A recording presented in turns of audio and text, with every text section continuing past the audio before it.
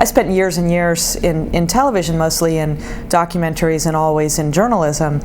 And it was such a fascinating experience for me to transition from producing video for television and producing video for the web, because I found that I basically had to unlearn everything I knew about making television. A lot of the rules that become second nature in TV just don't work on the web. For instance, in television, the idea of a talking head is just, something that you want to avoid at all costs. But on the web, it works very well. Close-ups, the more the better. On television, you want really interesting edits, you want fast cuts, you want a lot of motion. On the web, that runs into a problem. It just doesn't, resolve very well.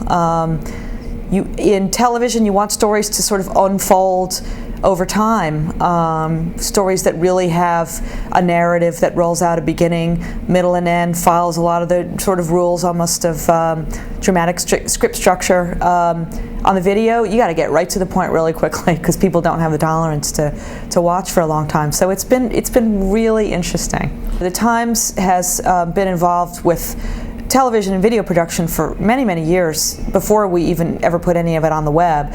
We owned a television production company called New York Times TV.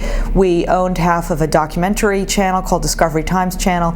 So over time, I think the idea of putting our reporters on the air really began to take hold, and the newsroom became very comfortable with it. So that really allowed us to ease the transition from creating our own video to put on our own website, because a lot of sort of the work of getting print reporters and print editors comfortable with it had already materialized over the course of doing all these documentaries, which we're very proud of and won a lot of awards.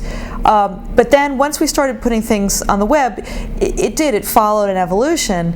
It started with sort of debriefing reporters at their desks, or having them stand in front of a camera in a poorly lit space in the Washington Bureau.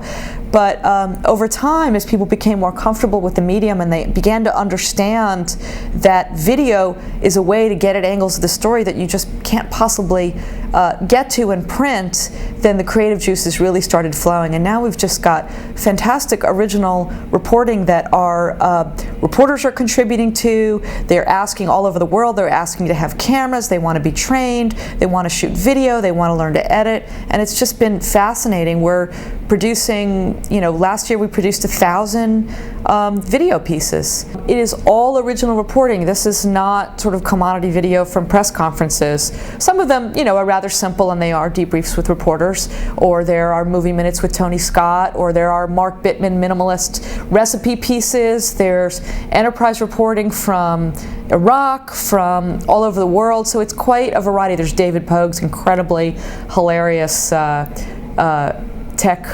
videos, and David Carr, we're big fans. And David Carr, the Carpetbagger, he's our first sort of homegrown New York Times personality that has merged out of this video platform. He's really quite a character. So it runs the gamut of content from quite hard news to the softer features to more personality, reporter-driven, to sometimes being purely nat sound, where you don't hear a voice or see a reporter. So we've really experimented, but it's all original, and it's all completely different than what any of the television news outlets are doing, which we think is a really unique proposition.